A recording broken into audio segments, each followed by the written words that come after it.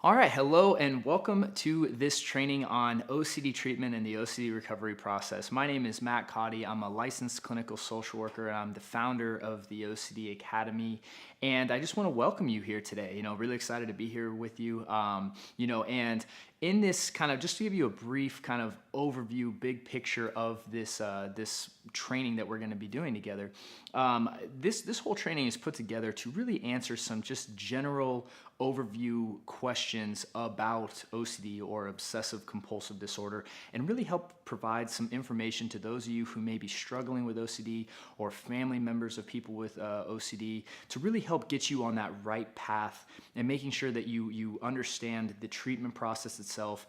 And so make sure not only are you heading down the right path, but you understand the tools, you understand how to apply them, and you understand how this process works kind of from a big picture overview. So what I'm going to do in each kind of part of this training is I'm going to bring to the table one question that I get, and I'm going to kind of go in depth on that question. And these trainings are meant to be kind of bite-sized. So it's meant to really be something that you can consume quickly and really make sure that you have the right information so that you're actually implementing the right stuff and heading down the right path on your recovery process. So with that said, in this first video, I want to just do the common question I get of just, what is OCD, right? I want to just explain OCD real quick. So when we talk about OCD, we need to understand that OCD is a complex issue in the sense of there's multiple components, right?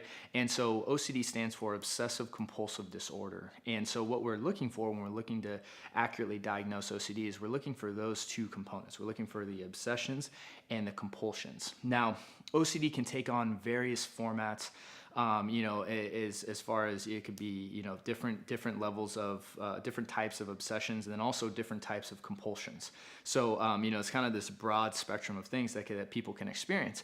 So some of the obsessions that people experience that are very common kind of fall into these categories, and of course there's others. I'm not going to be able to just list them all on the top of my head, but you have contamination OCD, you have different harmful thoughts, sexual thoughts, religious thoughts, hit and run OCD, relationship OCD, somatic OCD, perfectionism, hoarding, and then, like I said, there's various others. So people can get really the obsession is really just this kind of idea or thought or fear that really someone gets kind of latched onto, so to speak, and just kind of repeats and keeps popping up in their head again and again and again.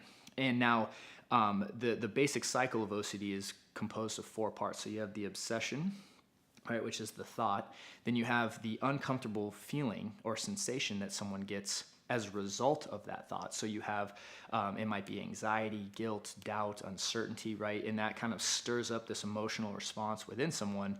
And then they do a compulsion, right, to alleviate the thought and feeling, right, to help, kind of combat the uncomfortable thoughts and feelings that they're experiencing. So those compulsions can take on a variety of forms as well. Things like, obviously washing and checking are really common ones that most people know about. But then there's things like mental compulsions, like thought suppression and avoidance and reassurance. And I mean, there's so many ways to be sneaky about compulsions when someone has OCD. So it could be something as simple as, a wife asking her husband if she is a good parent because she's having harmful thoughts about her child. And when the husband or significant other says, "Oh yeah, no, I think you're a great parent," that relieves that anxiety, right? So even a simple question to get reassurance can be a compulsion. And so, or avoiding things that might trigger you. I mean, the list is endless. And so when we talk about OCD, we need to understand that these components, and then again, those compulsions offer the person relief. And then as the compulsions offer relief, what happens is it reinforces the fear, which makes the obsessions come back more. That then generates more anxiety, and then the compulsions don't work as well, so they have to do more compulsions to get the same level of relief. And it's kind of like almost an addiction in that way, where the higher the anxiety gets, the more you have to do compulsions to reach that same level of relief. And then what ends up happening is you just end up doing compulsions more and more and more, and they end up taking more time and impacting your life in various ways, be it your job, your relationships, all that. And that really is the problem of OCD, in my opinion. And and I speak into this not only as a treatment provider of OCD, but also someone who's actually experienced it personally. And I'm actually pretty open about talking about my story. And, I know a lot of treatment providers out there, even if they experience OCD firsthand, they're very reluctant to share that. But I just believe in the idea of being transparent and sharing, my story when it comes to OCD, because that's what got me into this in the first place. Is I actually struggled with this myself when I was in kind of my late teenage years, even early 20s, and I was having to try to figure out how to get better. And this was kind of before a lot of stuff was available on the internet. So, it's nice that we have so many resources out there available to help people. But, when you're starting off with this problem and you're having these thoughts pop into your head, and you don't know that it's OCD. I mean, that's one of the biggest problems. And if I had to explain OCD to someone who doesn't have it, I kind of like to use this analogy of this lens, right?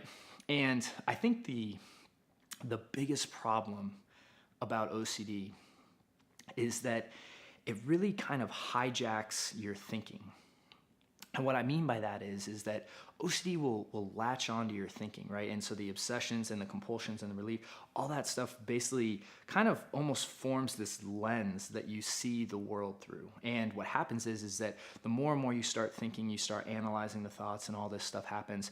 What happens is you start to almost think that you're now seeing the world how it really is, and that you've just been kind of ignorant to whatever you're afraid of in the past, right? And so almost everyone I've talked to with OCD can remember like this instant of this shift that took place when they started worrying about whatever they're worrying about.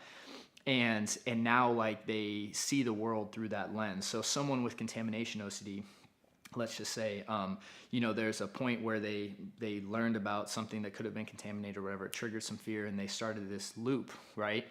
Well, what happens is that now, when they see things through the lens of OCD, meaning that when they look at a doorknob now, they see something that's potentially contaminated as opposed to something that will just open the door, right? When, someone has harm OCD, the idea of watching a scary movie or an action movie, a violent movie, it now becomes something extremely triggering, right? And what happens is you start seeing the world differently, because OCD kind of forms goggles over your eyes, so to speak, or like this sunglasses or lens that you see the world through. And it really hijacks all of your thinking, right? So you start thinking that you're now seeing the world how it really is, or you weren't aware of this earlier, but now it is that. And then it just kind of builds upon itself, right? And once you get stuck in that lens of OCD, it's very hard to get out, right? It really is. It's like because the more anxiety you feel, the more you feel compelled to do compulsions, because they do offer relief, right? Compulsions actually offer relief, and that's something that's really important to understand, is that when someone's doing their compulsions, it really does bring them relief, but it doesn't help them in the long term. And that's really when we talk about recovery. And I'm going to talk about that in the next part of this training. What we're talking about is really learning to get out of that lens of OCD, really how to step out of it, and more importantly, stay out of it and not get sucked back into it. Because when you are stuck in that lens of OCD, things can get really dark really quick. And so for those of you that are struggling out there with OCD, one of the best things that I can say is that there are tools and techniques and strategies that can help you get unstuck. And that, and I'm going to talk about recovery in the next part of the training, but so I'll handle that in the next training. But I just want to be very clear in this video when we're talking about what OCD is. It's really this combination of thoughts, feelings, compulsions, and relief. And when someone is experiencing that, they kind of experience in this radical loop. And the deeper you are in that loop, in that lens of OCD, the faster things go in your head, and the higher the anxiety is, and all of that stuff bleeds into your personal life in one way or another. And so part of what we try to do in the treatment process is really identify those behaviors that are keeping that loop going, and then start to remove those behaviors to ultimately help you get out of that loop. So like I said, though, I'm going to talk about the recovery process in part 2. And so if you enjoyed this first video, please meet me over on part 2. Also, be sure to subscribe and like this channel, and comment below, give me feedback. I've also included some free resources that I have available to anyone out there who is struggling with OCD that I have linked below. So all you need to do is click on those resources. You'll be taken over to my site, which is www.ocdacademy.com, where you can download those resources. and and then ultimately that will help you with your recovery process. So I will see you over in part 2 of this training, and where we're going to talk about the OCD recovery process.